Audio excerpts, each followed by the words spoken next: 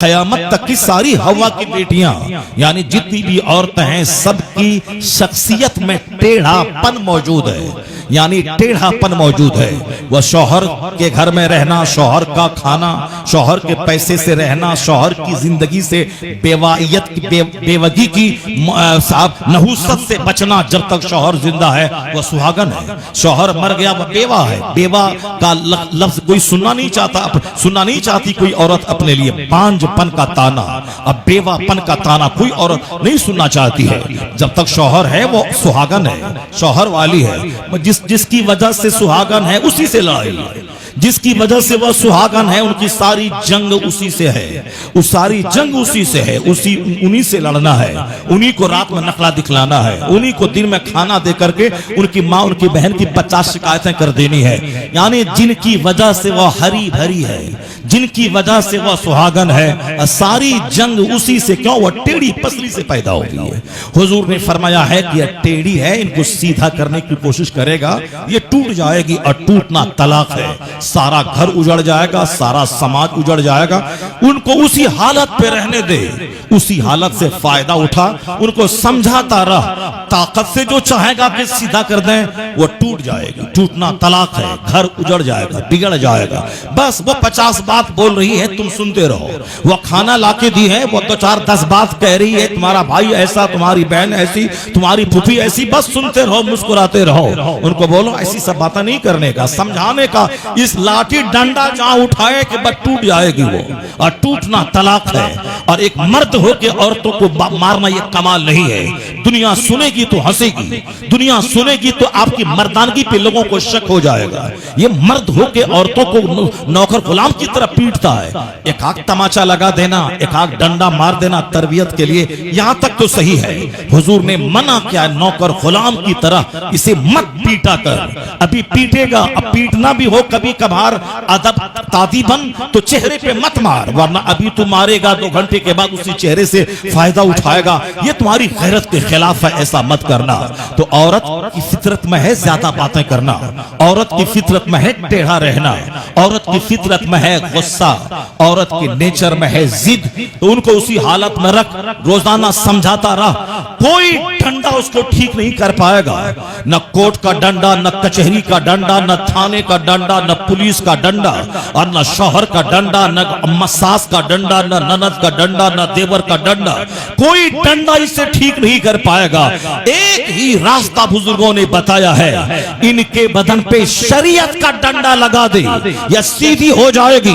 वह शरीयत का डंडा है कि पाबंदी से नमाज पढ़वा। इनको बोल के उस वक्त तक रात में चूल्हे के पास नहीं जाएगी जब तक कि मगरिब के बाद सूरह मुल्क ना पढ़ ले। उस वक्त तक बिस्तर पे न जाएगी जब तक कि सूरह यासीन ना पढ़ ले। उस वक्त तक सुबह हाथ में झाड़ू नहीं लेगी जब तक कि फजर पढ़ के 1000 बार दुरूद ना पढ़ ले।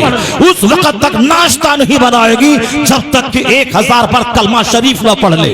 उस वक्त तक दोपहर में कैलूला का कैल नहीं करेगी जब तक कि दीनी किताबों का एक चैप्टर ना पढ़ ले।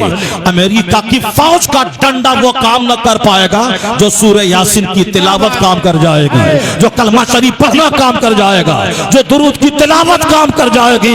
इसलिए इसे शरीयत की लगाम दे दे, इसको एक रूटीन ऑफ लाइफ दे दे, इसको जिक्र दुरूद का मामूल दे दे, इसको सूरह यासीन, सूरह मुज़म्मिल, सूरह मुल्क की तिलावत का मामूल दे दे। अगर तूने सूरह यासीन याद कर ली मैं तुम्हें 1 लाख रुपए का जेवर में दे दूंगा।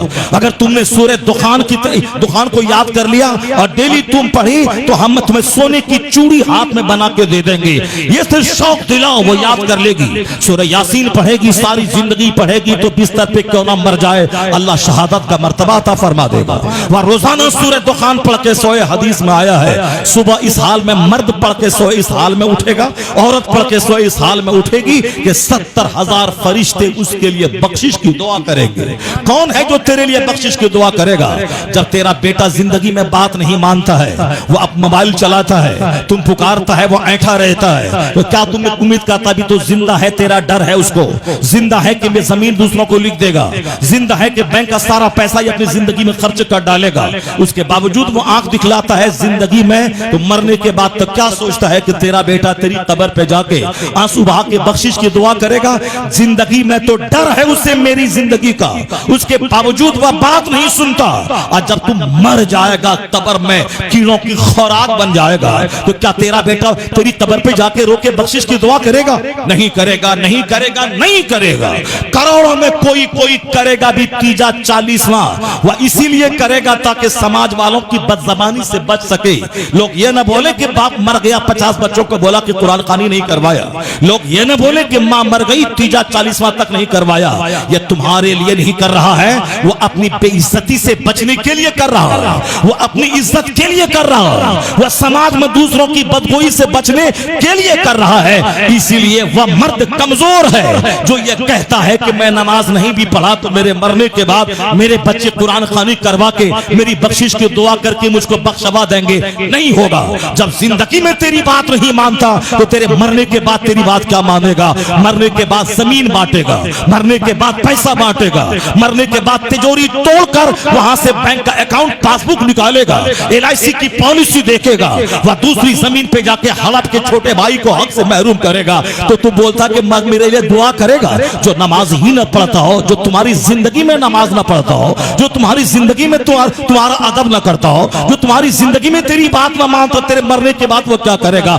इसलिए बुजुर्गों ने कहा है तो बच्चे का मकान बना मगर अपनी जन्नत बचा के, दूसरे बच्चों को जमीन दे मगर अपनी जन्नत बचा के, बच्चों को डॉक्टर बना मगर अपनी जन्नत बचा के, बच्चों को इंजीनियर बना मगर अपनी जन्नत बचा के, अपनी जिंदगी में सारा काम कर ले ताकि तीजा में कोई बच्चा न आए मदरसे का, न कुरान खानी हो, न कोई साले सबाब का एहतमाम हो। इतना कुछ जिंदगी में कर ले, यही किया हुआ तुम्हारा मरने के बाद काम आता रहे।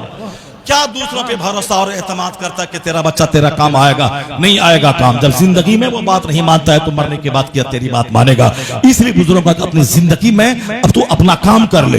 बता दो इन औरतों को कि मरने के बाद न बेटी काम आएगी, मरने के बाद न बच्चा काम आएगा, मरने के बाद न तेरा शोहर काम आएगा। मैं तो देखता हूं कि सिर्फ 40वां तक हफ्ते में एक दिन बच्चा बाप की कब्र पे जाता है। कोई दीनदार है तो जुमा जाता है, जो 4-5 साल के बाद वह सब भूल जाता है, बाप का चर्चा तक नहीं करता है, माँ का नाम तक नहीं लेता है। वो अपनी बीवी, अपने बच्चों की पढ़ाई लिखाई, अपनी बेटी की शादी में इतना अंदर से टूटा हुआ रहता है, वह क्या माँ और बाप को याद करेगा?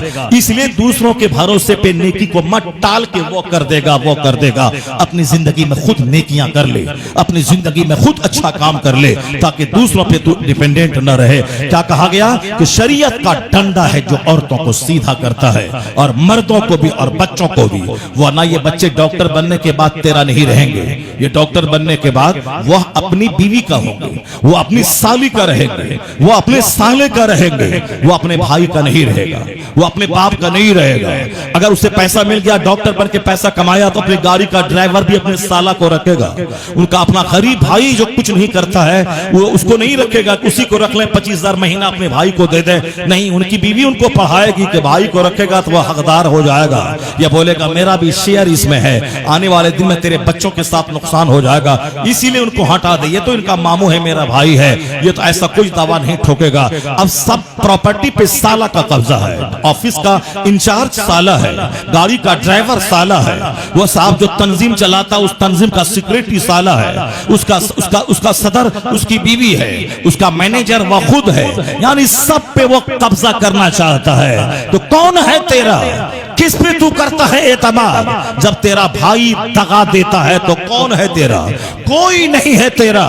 इसलिए आज दुनिया वाले जब बच्चों की वजह से नमाज छोड़ने लगे, बच्चों को पढ़ाने की वजह से नमाज छोड़कर ऊंट चराकर सारा पैसा बच्चों की पढ़ाई के पीछे लगाने लगे, यानी बच्चा डॉक्टर बनेगा, इंजीनियर बनेगा, चाहे मैं नमाज छोड़ूं, रात भर जागूं, अपनी जिंदगी अपनी सेहत का मैं खून कर दूं, मगर मेरा बच्चा डॉक्टर इंजीनियर बन जाए, रात भर ओवर टाइम टाइम लगा के काम करना पड़े, मगर मेरा बच्चा डॉक्टर बने, जो मैं पैसा कमाऊं सारा पैसा इनके डॉक्टर बनने के पीछे मैं झोंक दूं। दुनिया के 90% लोगों की यही सोच हो गई है। नमाज छूट गई कोई मलाल नहीं, रोजा कज़ा हो गया कोई मलाल नहीं। हज फर्ज हुआ था 25 साल पहले, अब 25 साल तक गुनाहे कबीरा हो रहा है हज न करने की वजह से।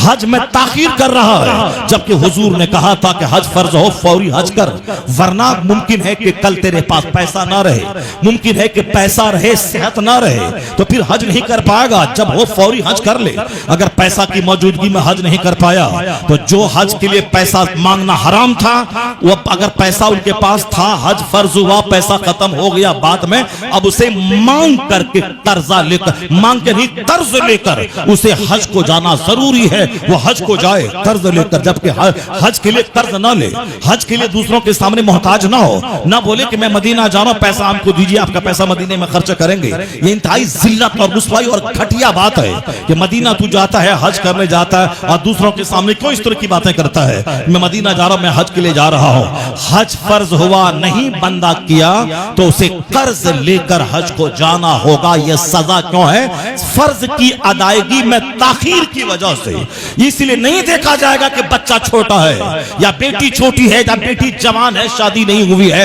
हज कर, हज करके तू वापस आएगा तो तेरे बेटे का भी भला होगा, तेरी बेटी का भी भला होगा। क्योंकि जो दुआ कहीं नहीं कबूल होती है वो दुआ रोज़े रसूल पे कबूल हो जाती है, और ये हाज़री सफर हज में नसीब होती है। इसलिए ये कहना कि बेटी की शादी करा लें तब उसके बाद जाएंगे, वो तो लाखों लोग मर गए, न बेटी की शादी के बाद हज को जा सका और न बेटी की शादी ही उसको नसीब हो सकी। बेटी की शादी के पहले वो जा चुका।